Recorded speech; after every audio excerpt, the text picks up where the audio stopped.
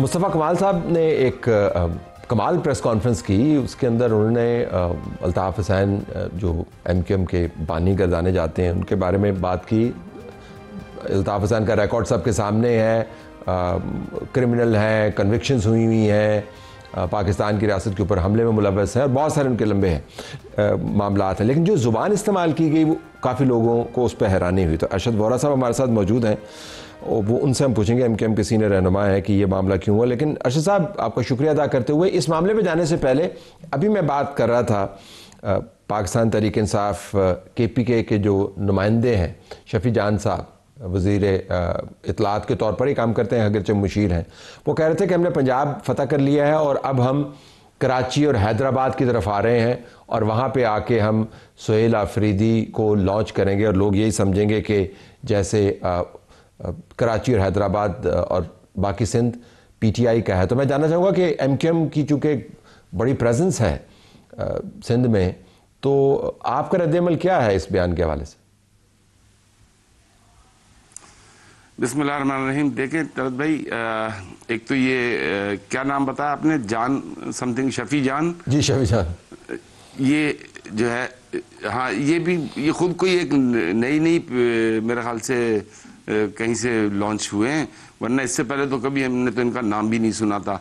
अब ये हो गए, सुहेल आफरीदी हो गए, ये इन्होंने पंजाब कहाँ फतह किया, किस जगह पे फतह किया है, या तो कागज़ों पे फतह किया है, क्या किया है हमें नहीं पता, कहीं नज़र बहरहाल नहीं आया। सच कहीं थोड़ा बहुत हंगामा रही जाके कर ली और अपनी एग्जिस्टेंस इन्होंने जो है ना नोट करवा दी। Similarly I don't think so कि अब जो है ना इनकी वो स्टैंडिंग रही है, चाहे वो कराची हो, हैदराबाद हो, क्योंकि इनका जो पीरियड था, जिस पीरियड में इन्होंने इस शहर से 14 सीटें ली थी, जो शायद पूरे पाकिस्तान में किसी भी शहर से इनको नहीं मिली थी, और ये इनके लिए एक बहुत बड़े अचंभे की बात थी। तो उस शहर को जब डिलीवर ये लोग कुछ नहीं कर सके अपने दौरे हुकूमत में, तो क्या मुंह लेकर ही आएंगे ये सुहेल आफरीदी हो या जो भी इनके चेले चपाटे आ रहे हैं। बल्कि जो एग्जिस्ट करते थे इस शहर के लोग जो इनकी पार्टियों में थे, मैं नाम लेकर आपको बता रहा हूँ कि इमरान, इनके जो थे इमरान इस्माइल जो थे वो हो गए, आपके मौलवी हो गए, ये तमाम लोग तो पार्टी छोड़ चुके हैं। तो अब इनके पास एज सच पार्टी में बचा कौन है जिसके लिए ये आपके जो है इनके तमाम बड़े बड़े लीडरान ऑलमोस्ट कराची को जो रिप्रेजेंट करने का बयानिया देते थे, दे हैव ऑल लेफ्ट। तो अब ये जो है ये अच्छा, फिर ये भी समझ में नहीं आ रहा कि ना तो जो है इनके जो चेयरमैन हैं इस वक्त गौहर साहब, उनको लॉन्च किया गया। इससे पहले जो है उमर अयूब बहुत शोर करते थे, उनको नहीं लॉन्च किया गया कराची में। तो इनको किस लिए लॉन्च किया जा रहा है? ये क्या कोई नए लीडर बन के उभरे हैं?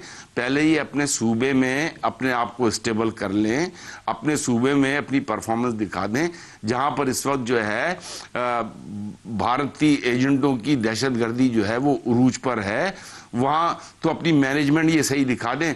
गुज़िश्ता 15 साल से ये वहाँ हुकूमत कर रहे हैं, उन 15 सालों तो आपको कोई सियासी परेशानी नहीं, आपको कोई सियासी परेशानी नहीं है कि वो यहाँ पर आकर स्ट्रीट एजिटेशन की बुनियाद रखें और मोटिवेट करें, ये जानते हुए कि खैबर पख्तूनख्वा के चीफ मिनिस्टर हैं और कराची जो है वो पठानों का सबसे बड़ा शहर मुतसव्वर होता है, क्योंकि बहुत बड़े पैमाने पर तादाद में पश्तून वहाँ पर मौजूद हैं।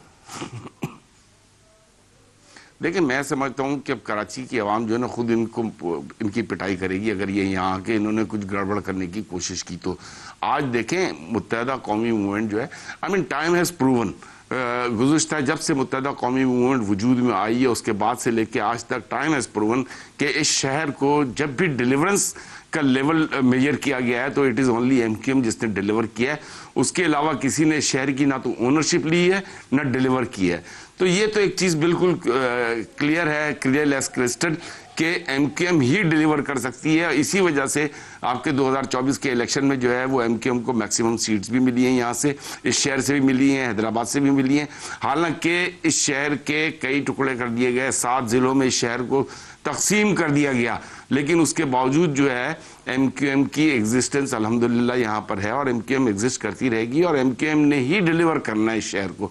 तो ये जो PTI का एक ट्रेंड आया था और एक जो تبدیلی کے نام پہ اس وقت ایم کیو ایم نے ویلکم کیا تھا کہ بھئی چلو یہ شاید تبدیلی آئی ہے، دو بڑی پارٹیاں جو رول کرتی تھیں، پی ایم ایل این یا پاکستان پیپلز پارٹی، اس کے علاوہ کوئی ایک نئی پارٹی آئی ہے نئی سوچ کے ساتھ، شاید یہ ڈیلیور کریں، لیکن they became total failure internationally اور لوکلی. ان کی فارن پالیسیز نے پاکستان کی عزت کے ایسی تیسی کر دی، ان کی لوکل مینجمنٹ نے پاکستان کی ایسی تیسی کر دی، انہوں نے دیکھیں جو آج ہم آئی ایم ایف کے اوپر ڈیپنڈنسی ہے، وہ جو معیشت دے کر یہ گئے حکومت، وہ معیشت جو ہے آج ہم اس کو بھگت رہے ہیں. آج جو آئی ایم ایف سے قرضے لینے کا جو ایک ایگزامپل پیدا ہو گئی ہے، اور جس طریقے سے جو قرضے لیے جا رہے ہیں، مطلب وہ اتنی bad governance, bad financial situation میں چھوڑ کے گئے. گورنر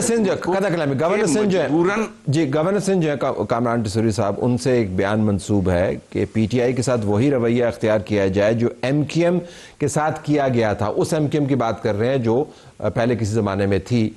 تو آپ سمجھتی ہیں کہ پاکستان تحریک انصاف آپ کی نظر میں وہی طور طریقے اختیار کر رہی ہے جو کسی زمانے میں ایم کیو ایم تیار کیا، جس کے اوپر مصطفیٰ کمال صاحب پھٹ پڑے، جس کے بارے میں آپ سے میں 1 منٹ میں بات کرتا ہوں؟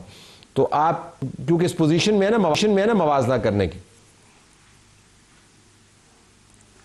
بالکل دیکھیں، بڑا کلیئر آپ جو ہے نا اس کو مرر ٹو مرر آپ کریں. اگر آپ دیکھیں کہ ایم کیو ایم کے ساتھ جو ہو رہا تھا، ان کے ساتھ تو اس کا 1% بھی نہیں ہو رہا. ایم کیو ایم کے اس وقت کے لیڈر جو ہے جب پاکستان مخالف بیان دے دیتے تھے تو یہاں پہ ایم کیو ایم کے کارکنوں کا اپنے گھروں پہ سونا ناممکن ہو جاتا تھا. ایم کیو ایم نے 15,000 لوگ لاپتہ ہوئے، 15,000 شہادتیں ایم کیو ایم کے کارکنوں کی ہوئی ہیں.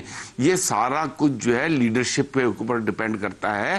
آج اگر جو چیزیں ایم کیو ایم کے ساتھ اس زمانے میں ہوئی ہیں، ان کے ساتھ اگر آپ کمپیریزن کریں تو 1% بھی نہیں ہے. ایم کیو ایم کے ساتھ تو بہت، یہ تو شکر ادا کریں کہ ان کے ساتھ تو اس کا 1% بھی نہیں ہو رہا.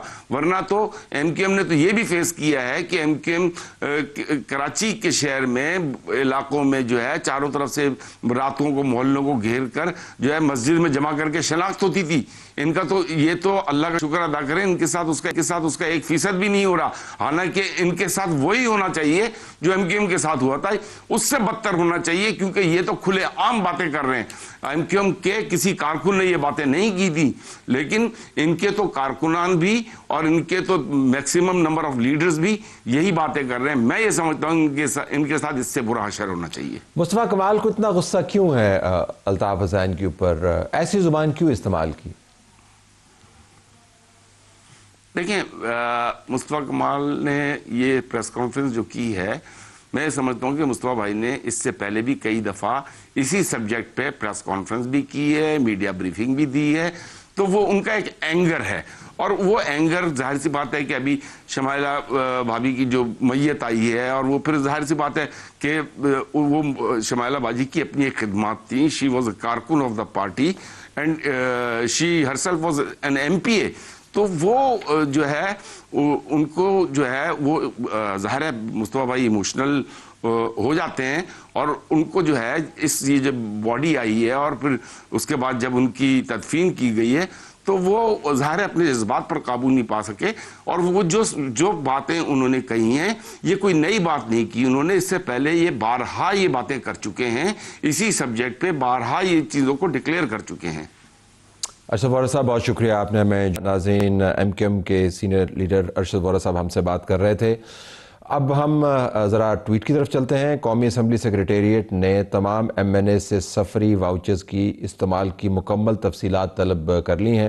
شیراز احمد شیرازی کا ٹویٹ ہے جس پر اراکین کی اکثریت نے احتجاج شروع کر دیا ہے. ذرائع کے مطابق پہلی مرتبہ واؤچرز کے استعمال کی تفصیل مانگی گئی ہے. تفصیل نہ دینے کی صورت میں جنوری تا جون 2026 کے واؤچرز نہیں دیے جائیں گے.